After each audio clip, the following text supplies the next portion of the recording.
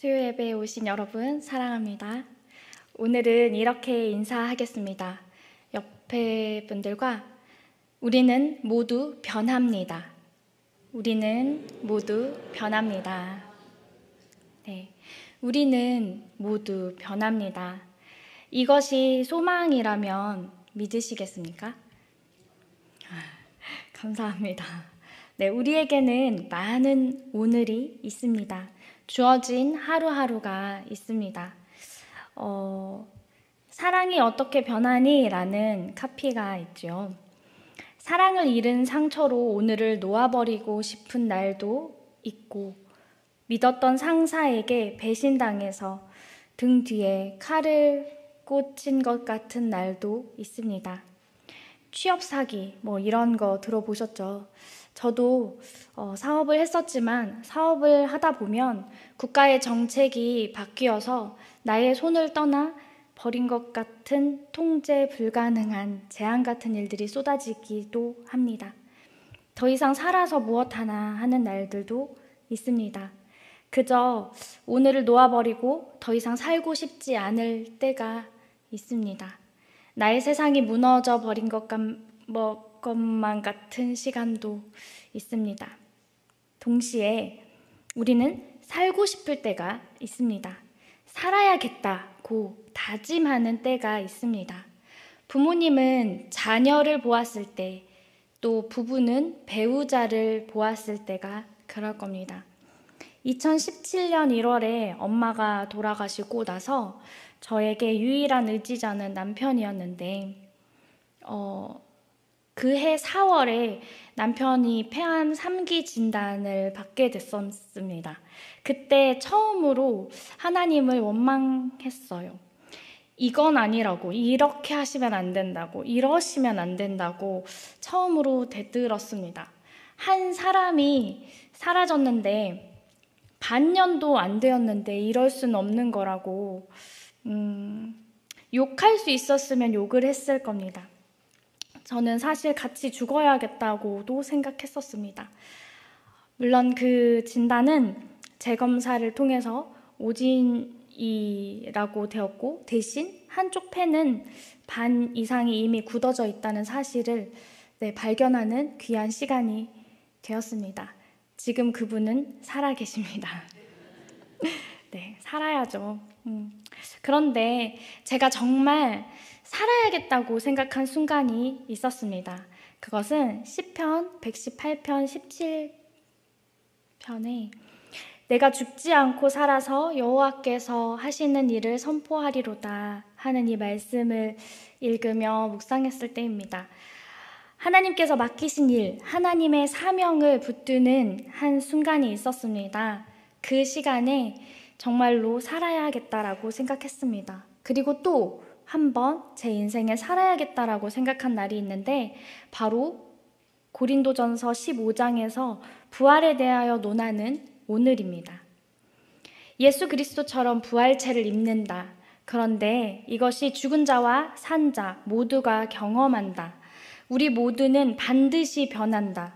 나도 그 변화에 함께한다는 사실과 소망이 저를 완전히 살게 했습니다.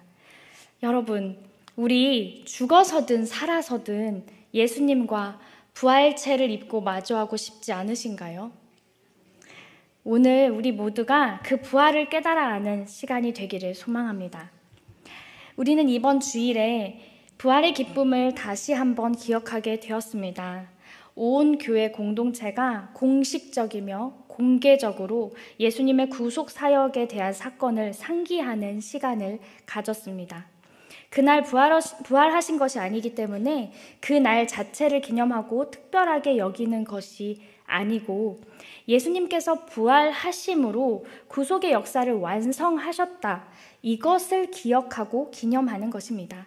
그래서 부활절에는 개인이 아니라, 믿어지는 몇몇의 사람만의 것이 아니라 예수님의 부활 때문에 이 땅에서 모습을 이루게 된 교회 공동체가 공식적이고 공개적으로 부활을 기억하는 것입니다.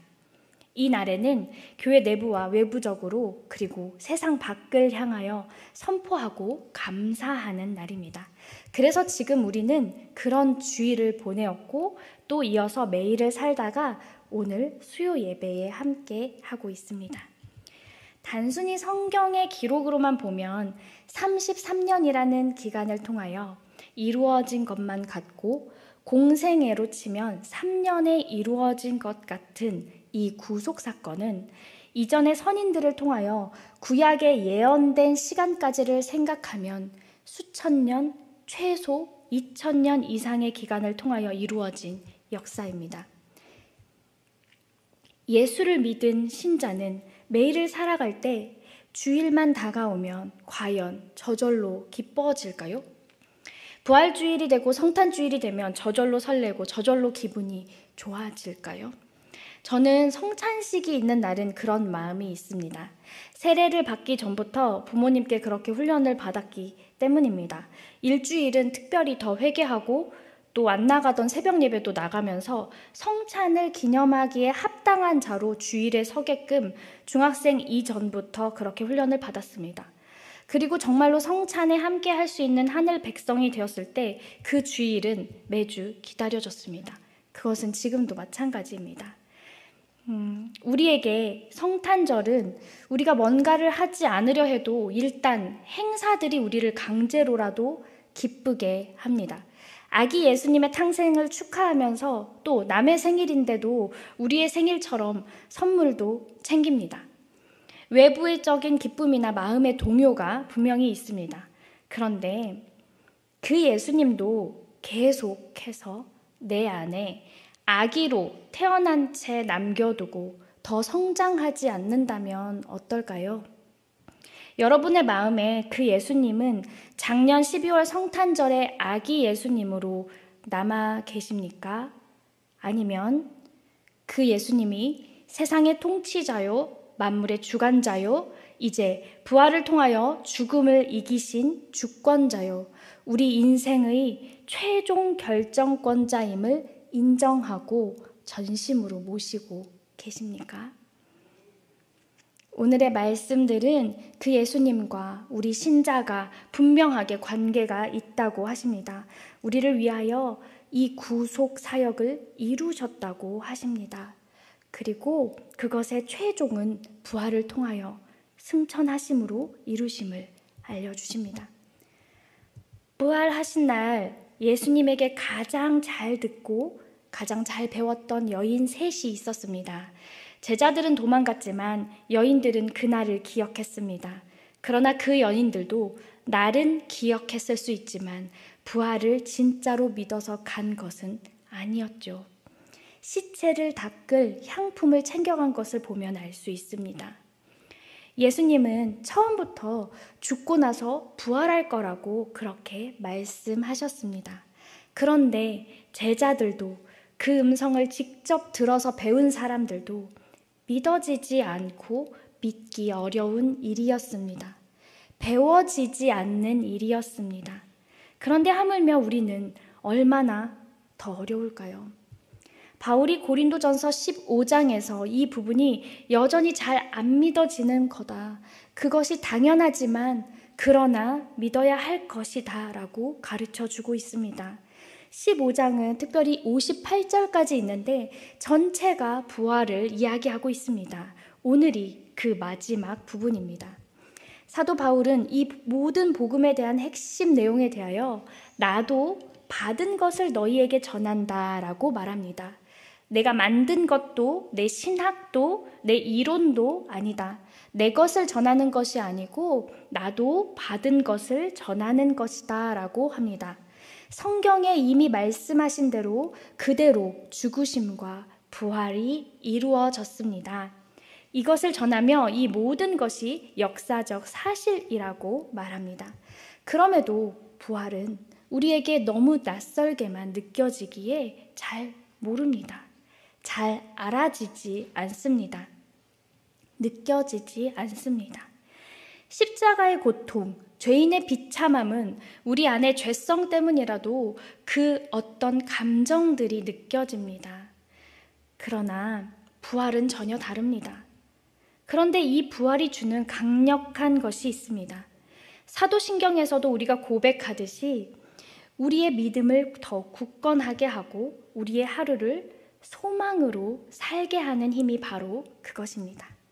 사도신경의 마지막 고백은 몸의 부활과 영생을 믿는 것입니다. 그러면 우리는 왜 부활해야 하는 것일까요? 본문 50절입니다. 형제들아, 내가 이것을 말하노니 혈과 육은 하나님 나라를 이어받을 수 없고 또한 썩는 것은 썩지 아니하는 것을 유업으로 받지 못하느니라. 아멘. 살과 피로 된 우리는 땅에 속한 우리의 삶은 그 본성상 우리를 하나님 나라로 인도해 주지 못합니다. 이런 삶의 자연스러운 본성은 죽음이기 때문입니다. 그래서 그 삶은 자연스럽게 생명의 나라에 들어갈 수가 없습니다. 이것이 하나님 나라를 유업으로 받지 못한다는 의미입니다. 51절에서는 보라, 내가 너희에게 비밀을 말하노니 비밀이라 합니다. 신비한 일이 있다는 거죠. 우리가 다 잠잘 것이 아니오 마지막 나팔의 순간에 순식간에 홀연히 다 변화한다. 같은 시간에 한 번에 부활한다고 합니다. 나팔 소리를 듣고 위를 쳐다보며 눈을 깜빡이는 그 순간 일은 끝납니다. 죽은 자들이 무덤을 박차고 일어나 죽음의 힘이 미치지 못하는 곳, 다시는 죽을 일이 없는 곳에 이르게 됩니다. 동시에 우리도 그들과 똑같은 방식으로 모두 변화될 것입니다. 아멘. 그때는 죽은 자는 죽은 모습으로, 산 자는 산 그 모습으로 이 시간을 맞이합니다. 그런 자들이 한순간에 변화한다고 합니다. 썩은 것이 썩지 아니할 것으로 변화합니다. 죽을 것이 죽지 아니할 것으로 변합니다. 그 죽지 않을 몸을 덧입습니다. 사람은요, 사람으로 부활합니다. 나는 나로 부활합니다. 변화된 몸, 다시는 죽지 않을 몸으로 부활합니다. 우리의 상하고 연약한 몸, 구부러지고 엎드러진 몸이 만물을 다스리시는 권세를 가진 몸으로 주께서 일으켜 세우신 주님과 같은 몸으로 변화시키십니다. 그게 부활입니다. 그냥 죽었다가 살아나는 것이 아닙니다. 오늘 우리가 읽은 말씀은 부활의 효과를 말하고 있습니다. 부활의 전제는 죽음입니다. 죽음이 없으면 부활이 없습니다. 안 죽었는데 무슨 부활이 있을 수 있겠습니까? 예수님의 부활에는 죽음이 전제되어 있습니다. 예수님의 죽음은 무엇인가요? 죄에게 죄값을 지불하는 죽음입니다. 어떤 인간도 그 죄의 대가를 충족시켜서 무효로 돌릴 값을 낼 능력이 없습니다. 오직 한 분, 예수님이 그 죽음으로 죄의 값을 지불하신 것입니다. 그래서 이제는 죄가 그 효력을 가질 수 없게 만들어버린 것입니다. 즉, 예수님의 죽음은 죄의 값을 지불할 뿐 아니라 다시는 죄가 죽음이라는 것을 가지고 행세할 수 없도록 죽음을 죽여버리는 죽음, 죄를 죽여버리는 죽음인 것입니다. 죽어서 끝이 아니고 다시 부활하셨습니다. 부활을 통하여 죽음을 영원한 생명의 차원으로 옮겨가는 인생 대반전을 이루어낸 것입니다. 이것이 예수님이 부활하여 이루신 부활의 효과입니다. 이 모든 것이 신자인 우리의 것입니다. 이 모든 것이 나의 것입니다. 우리는 우리 스스로 죽음을 절대 이길 수 없습니다. 죄를 절대로 이길 수 없습니다.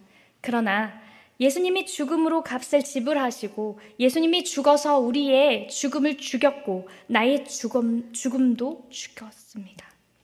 예수님의 부활은 영원한 생명을 나의 것으로 만들었습니다. 아멘. 이 바울이 54절에 이렇게 이처럼 당당하게 고백합니다. 54절입니다. 이 썩을 것이 썩지 아니함을 입고 이 죽을 것이 죽지 아니함을 입을 때에는 사망을 삼키고 이기리라고 기록된 말씀이 이루어지리라. 아멘. 그리고 55절부터 죽음을 조롱하기 시작합니다. 같이 읽어보겠습니다. 55절, 56절입니다. 사망아, 너의 승리가 어디 있느냐? 사망아, 네가 쏘는 것이 어디 있느냐? 사망이 쏘는 것은 죄요, 죄의 권능은 율법이라. 몰라서 묻는 것이 아닙니다. 너 어디 있니? 너의 승리가 어디 있니? 라고 몰라서 묻는 것이 아니라고요. 이미 끝장난 것에 대하여 승리의 선언을 지금 하고 있는 것입니다. 그래서 이어서 57절에 감격이 터져 나옵니다. 57절 저희도 함께 읽겠습니다. 시작. 우리 주 예수 그리스도로 말미암아 우리에게 승리를 주시는 하나님께 감사하노니. 아멘. 부활에 대한 당당함과 승리와 감격과 감사가 여기서 나옵니다. 사망아, 너는 끝이다. 모든 인간의 두려움이 되는 죽음아, 이제 너는 끝이다.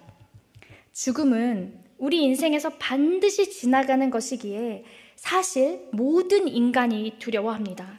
왜냐하면 모든 인간의 관계를 완전히 끊어버리는 것이기 때문입니다. 5년이 지나도 7년이 지나도 10년이 지나도 그 끊어진 자리는 메워지지가 않는 것이 죽음으로 보내진 관계입니다. 그 어떤 것으로도 이것을 피할 수가 없습니다. 그런데 그런 모든 인간 중에 죽음을 두려워하지 않는 인간 부류가 있습니다. 바로 예수를 믿는 신자들입니다. 그들에게 특별한 은사가 있어서 그런가요? 배짱이 두둑해서 그런가요? 특별히 무모한 자들이라서 그런가요? 아닙니다. 죽음을 이긴 사람들이라는 이 자신감 때문에 그렇습니다. 우리는 바울처럼 죽음을 조롱할 수 있는 자들이다. 왜냐하면 죽음을 죽인 자들이기 때문입니다.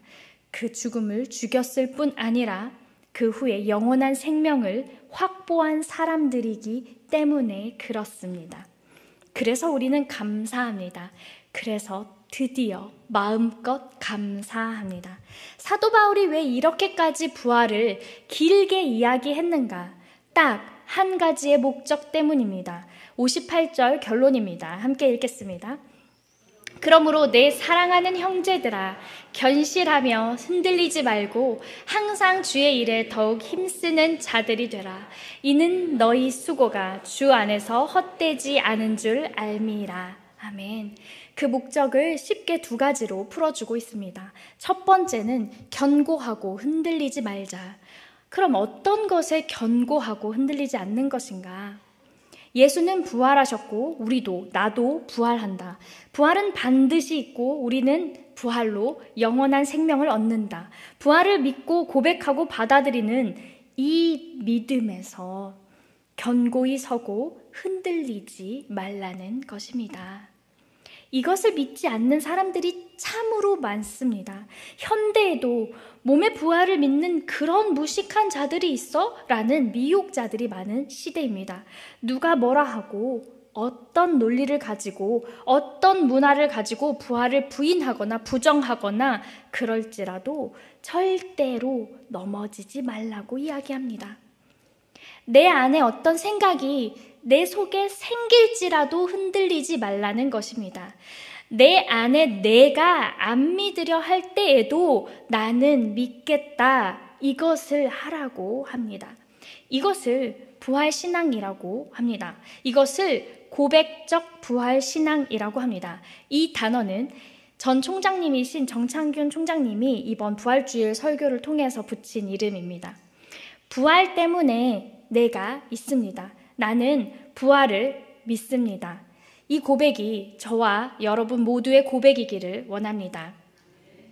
두 번째는 항상 주의 일에 더욱 힘쓰는 자들이 되십시오 라고 했습니다. 무슨 말인가 하면 나는 반드시 죽음을 이기고 부활하여 산다. 나는 예수님처럼 부활한다. 영원한 생명이 있다. 그 부활이 확실한 사람처럼 이 땅에서 살아가라는 겁니다. 부활해서 영원히 살 겁니다. 이것을 실천적 부활 신앙이라고 합니다. 감정이 아니라요, 의지로 부활을 믿고 이미 그러한 사람처럼 사는 것, 그렇게 살다가 예수님을 만나는 것입니다. 이러한 수고가 주 안에서 헛되지 않을 줄을 알기 때문이다 라고 바울이 격려합니다. 즉 이것은요, 그러니까 죽을 만큼 봉사 많이 해야 하고 눈에 보여지는 어떤 것을 하면서 살아야 한다는 것을 이야기하기보다 우리가 다시 살면 영원히 살 건데 우리의 살 날이 너무나도 긴데 그 긴 시간들, 영원의 시간에 예수님을 믿고 따르고 섬길 사람으로 이 땅에서부터 살아가고 있는가 하는 것을 점검하라는 겁니다. 우리는 흙으로 만들어졌지만 지금도 땅에 뿌리를 두고 살아오고 있지만 이제는 하늘에 속한 것을 목표로 삼아 살아가는 겁니다. 부활 신앙을 가지고 힘쓰며 애쓰며 그렇게 하늘을 바라며 다시 오실 주님을 기다리며 사는 것입니다. 바울은 30절 이하에서 이런 이야기를 합니다. 잘 들어보세요. 내가 이토록 위험한 일에 목숨을 거는 이유가 무엇인가? 나는 살면서 하루도 빠짐없이 죽음과 직면하고 있습니다. 여러분은 내가 부활하신 메시아 예수께서 보증해 주신 여러분의 부활과 나의 부활에 대한 확신도 없이 이런 일들을 하고 있다고 생각하십니까? 아닙니다. 내가 행하고 말하는 것, 내가 사는 방식을 뒷받침하는 것은 부활, 언제나 부활입니다. 여러분, 우리는 무엇에 목숨을 걸고 있나요? 보통은 나 자신의 것을 지키기 위하여 목숨을 겁니다.